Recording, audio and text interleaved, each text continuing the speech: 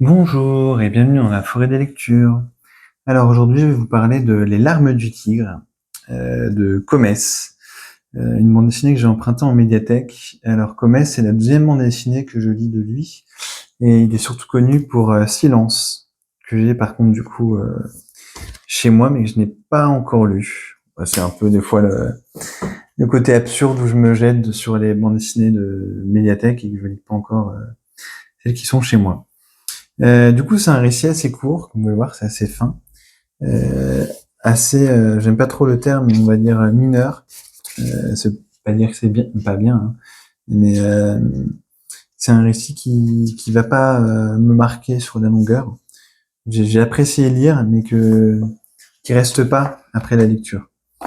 Et déjà, par contre, je peux dire déjà d'emblée, on peut le voir là avec les premières pages qui sont muettes, c'est que c'est un récit avant tout graphique et qui profite du trait en noir et blanc très expressif et sublime visuellement de Comès.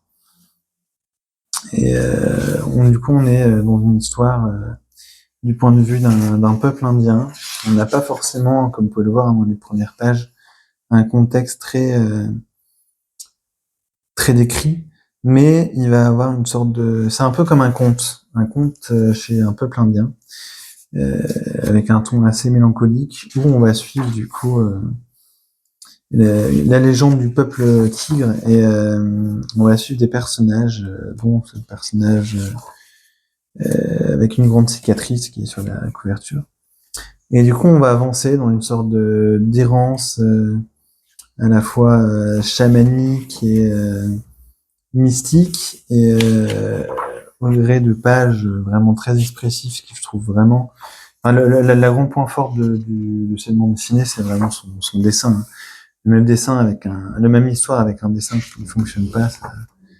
Bon, c'est le cas pour toutes les bandes dessinées, mais là, c'est vraiment important. Et alors, pour les lecteurs de manga, vraiment, par exemple, ce genre de plan, ça me fait vraiment penser de cases plutôt. Ça me fait vraiment penser à la première partie de la carrière de Toei Matsumoto, dans un peu la forme de dessiner les personnages sur noir et blanc, très ancré. Il y a un petit côté, je trouve. Il y a plein de différences dans leurs traits, mais ça m'y a fait penser. Et The Number 5, par exemple. Et, et du coup, où j'en étais. C'est un récit, moi, qui m'a emporté. C'est vraiment comme une sorte de proposition de voyage. Et il faut accepter de se laisser porter par cette narration très visuelle. Et je vais arrêter parce que sinon je vais tout vous montrer, y compris la fin. Mais je vais faire assez court, hein.